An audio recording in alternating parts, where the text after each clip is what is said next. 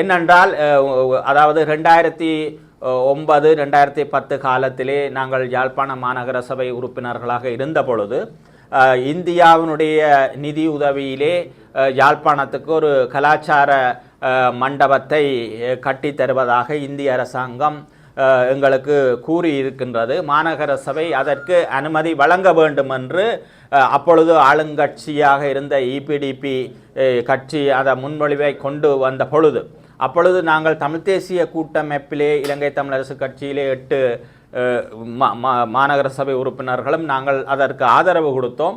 அதற்கான அடிக்கல் நாட்டு விழா, அதுக்கான திறப்பு விழா எல்லாத்திலுமே கலந்து கொண்டோம். ஆனால் அது யாழ்ப்பாண கலாச்சார மையம் அல்லது கலாச்சார நிலையம் என்றுதான் அதுக்கான பேர் சூட்டப்பட்டது.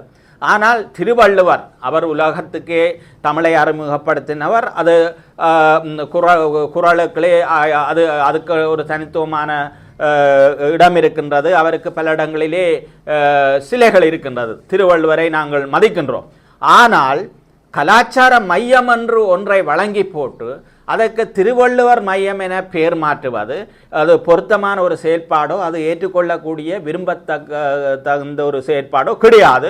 உடனடியாக சம்பந்தப்பட்ட அந்த கலாச்சார திணைக்களம், அதாவது இலங்கை கலாச்சார அமைச்சு, கலை கலாச்சார பண்பாட்டு விழுமியங்கள் அமைச்சாக இருக்கலாம் அல்லது அந்த துறைசார் அமைச்சினுடைய திணைக்களங்களாக இருக்கலாம்.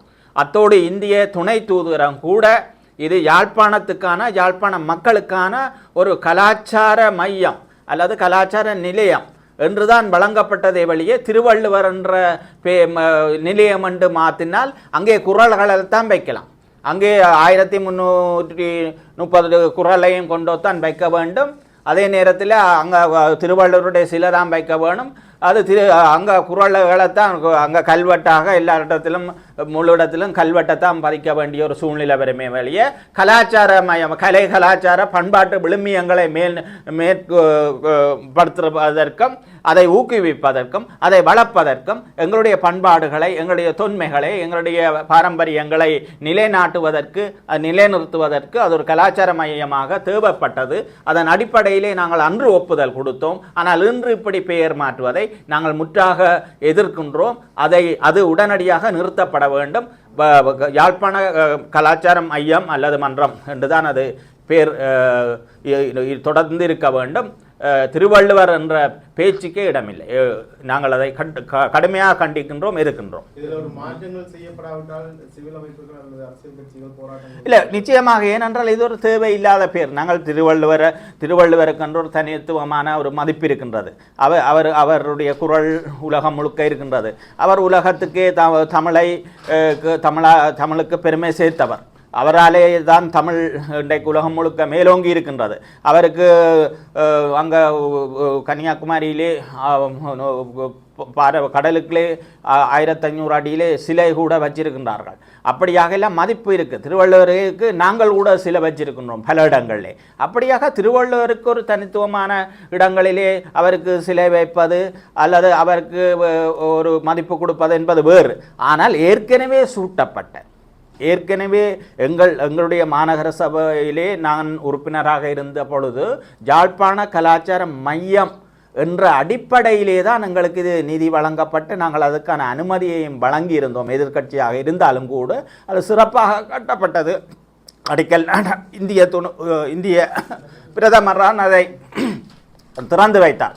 இந்திய பிரதமர் தான் திறந்தும் வைத்தார். ஆனால் அதுக்கு பிறகு இதுக்கு ஒரு பிரதமர் திறந்ததற்கு மேலாக நாங்களும் அதுக்கு ஒத்து செய்து அதிலே பங்கு கொண்டு அதை விரும்பி ஏற்றதற்கு பிற்பாடு ஆனால் இப்படி ஒரு மாற்றத்தை கொண்டு வரது என்பது அது ஒரு தேவையில்லாத ஒரு விடயம், அவசியமற்ற ஒரு சர்ச்சை.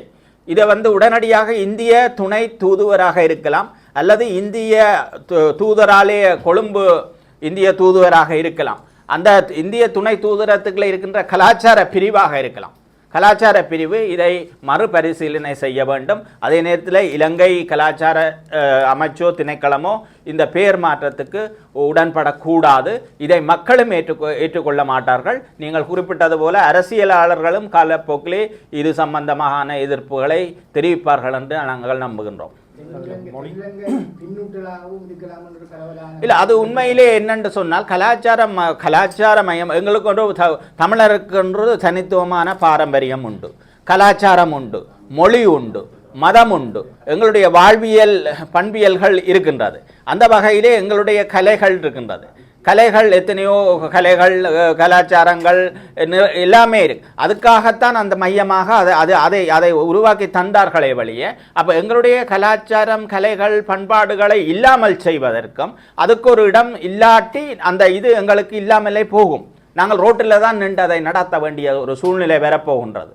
வெறுமனே திருவள்ளுவர் என்று சிலையை வச்சு போட்டு திருவள்ளுவர் மன்றம் என்று சொன்னால் அது கலாச்சார மையமாக பயன்படுத்த முடியாத ஒரு சூழ்நிலை வரும். அப்போ இப்போ அங்கே என்ன நடக்கப் போகின்றது? அப்போ எங்களுடைய கலை கலாச்சார பண்பாட்டு விழுமியங்களை நீங்கள் இல்லாமல் செய்து போட்டு எங்களுடைய தொன்மை பாரம்பரியங்கள் இருப்புகள் அடையாளங்கள் எல்லாத்தையும் அழித்து போட்டு எங்களுடைய மொழி சமயங்கள் எல்லாத்தையும் நீங்கள் இல்லாமல் செய்து போட்டு நீங்கள் திருவள்ளுவர் என்ற பேரை தென்னிலங்கை அரசாங்கம் திட்டமிட்டு இதை திணித்து பேரை மாற்றி போட்டு எங்களை நடு ரோட்டிலே எங்களுடைய கலாச்சாரம் நடு வீதிக்கு வரட்டும் என்றுதான் இந்த அரசாங்கம் விரும்புதான்றதான் எங்களுடைய கேள்வி.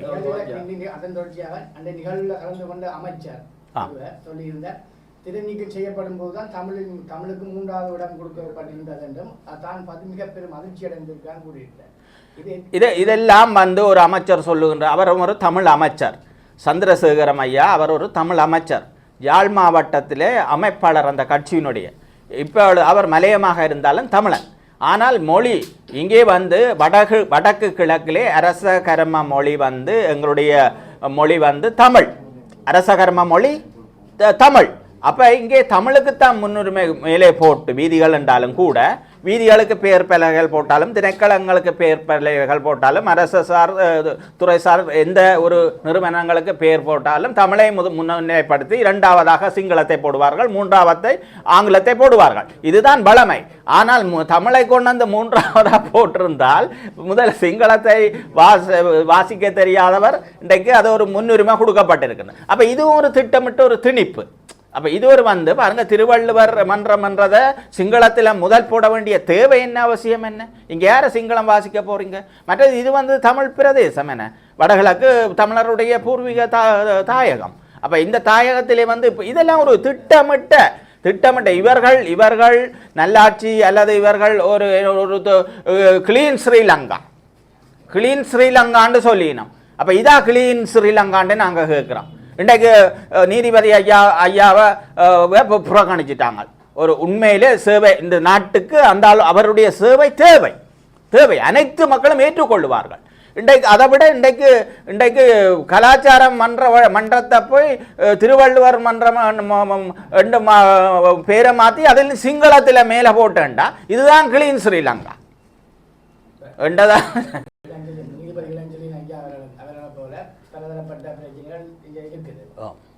யாழ்ப்பாணத்திலிருந்து 3 நாடாளுமன்றங்கள் அதே கட்சியில் இருக்கிறார்கள். ஆனால் 59 ஆசனத்தை பெற்றிருக்கிறார்கள். ஆனாலும் ஒரு முஸ்லீம் இஸ்லாமிய அமைச்சர் கூட இல்லை. ஒரு இஸ்லாமிய அமைச்சரையாவது அவர்களுக்கும் இஸ்லாமியர் பலர் இருக்கிறார்கள். 159 பேருக்குள்ள தகுதியுடைய இஸ்லாமிய பலர் இருக்கிறார்கள். இஸ்லாமிய மக்களுக்கு ஒரு அமைச்சு கூட வழங்க இல்லை. அது இஸ்லாமிய மக்களில் ஒரு தாக்கத்தை ஏற்படுத்தின மட்டுமண்டில்லை, ஏன் தமிழராகிய இஸ்லாமிய மக்களோடு சேர்ந்து தமிழ் பேசுகின்ற மக்கள் என்ற ரீதியிலே எங்களுக்கும் அது கவலையாக இருக்கு. ஒரு பாரபட்சமாக அவர்களுக்கு அது அநீதி இழைக்கப்பட்டதாகத்தான் எங்களுக்கு தென்படுது. அதே போல முன்பின் அனுபவம் இல்லாதவரை ஒரு தேசிய பட்டியலிலே வந்தவரை அவர்கள் நீண்டகால கட்சி செயற்பாட்டாளர் என்ற அடிப்படையிலே அவர் 94ஆம் ஆண்டும் பாராளுமன்ற உறுப்பினராக இருந்தவர், ஆரம்பகால ஜேவிபி உறுப்பினர் என்ற ரீதியிலே அவரை நியமிச்சிருக்கிறது. அது அவர்களுடைய கட்சி உள்விவகாரம் என்றாலும் நீங்கள் சொன்னது போல யாழ்ப்பாணத்திலும் இன்னும் வடக்கு கிழக்கிலும் அதிகமாக தமிழ் மக்கள் வாக்களித்து பல நாடாளுமன்ற உறுப்பினர்களை அவர்களுக்கு வழங்கி இருக்கின்ற பொழுது ஒரு தமிழரையாவது ஒரு அமைச்சராக வேறு ஒரு இந்த அமைச்சு தானண்டில் ஏதாவது ஒரு துறைசார் அமைச்சர்களை வடகிழக்கு சார்ந்த ஒரு ஆளையாவது நியமிச்சிருக்கலாம் என்ற உங்களுடைய கேள்வி நியாயமானது. மக்களுடைய ஆதங்கமும் அதுதான்.